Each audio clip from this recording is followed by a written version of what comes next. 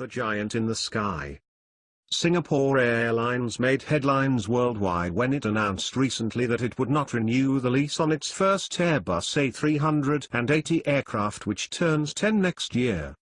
I've reported on aviation long enough to know that when SIA moves, the world watches.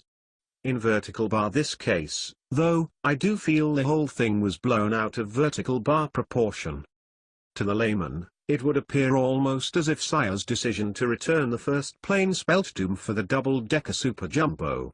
To put the matter in perspective, the airline has 19 A380s, the first 5 on leases that expire between October next year and mid-2018. SIA has not said so, but it is not expected to renew the remaining 4 leases either. No big surprise for an airline that prides itself on operating a young fleet.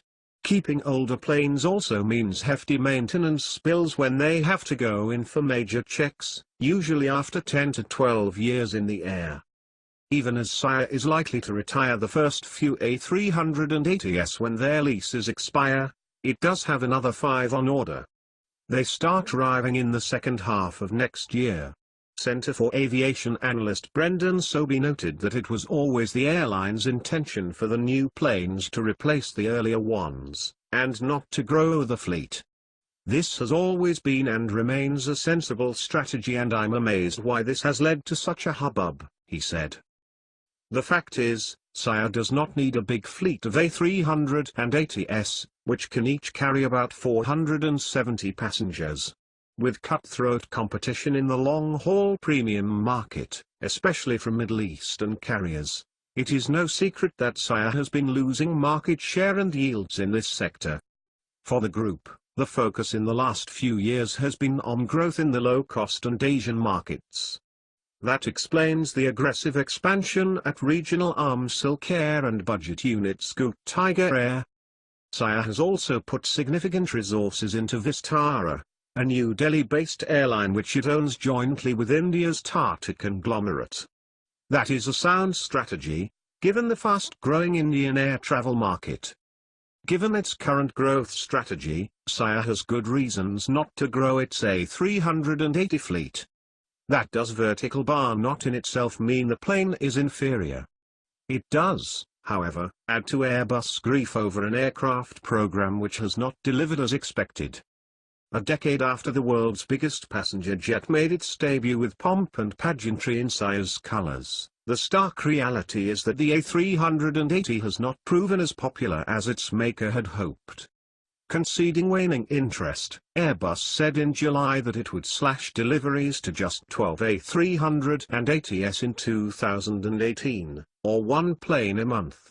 Last year, it achieved, for the first time, a break-even rate of 27 deliveries.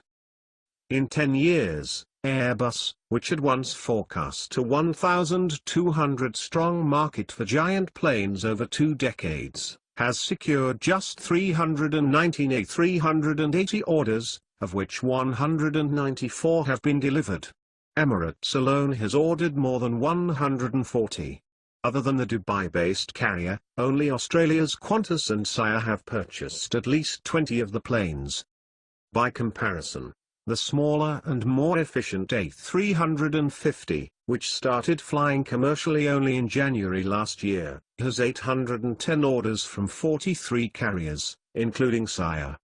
The Singapore carrier, which received its first A350 earlier this year, ordered 67 of the planes, including 7 of an ultra-long-range model that will be delivered in 2018 for use on non-stop services between Singapore and the United States. With the A380, one could argue that Airbus got it wrong from the start. With passenger traffic doubling every 15 years, Vertical Bar, the European firm, was and remains convinced that the Vertical Bar A380 is the only efficient solution to meet demand on the world's most heavily traveled routes, especially at capacity-constrained airports. This is in stark contrast to the view held by its American rival, Boeing, which believes that the future lies less in growing traffic between major hubs and more in operating non-stop point-to-point flights to popular destinations. The whole idea is to bypass congested airport hubs. According to Boeing, industry data shows that the bulk of growth in air travel in recent years has been on the back of an increase in the number of new non-stop markets and airlines operating more frequent flights. Looking at the number of A350 orders and strong demand for the Boeing 787 Dreamliner, it does seem Boeing was right.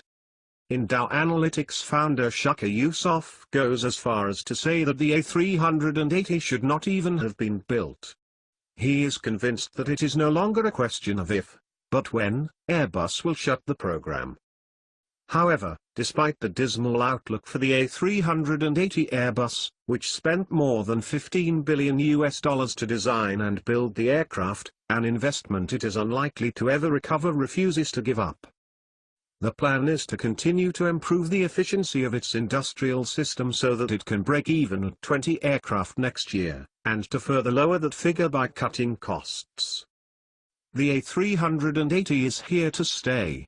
Airbus President and Chief Executive Fabrice Bregier declared a couple of months back. The question is, for how long?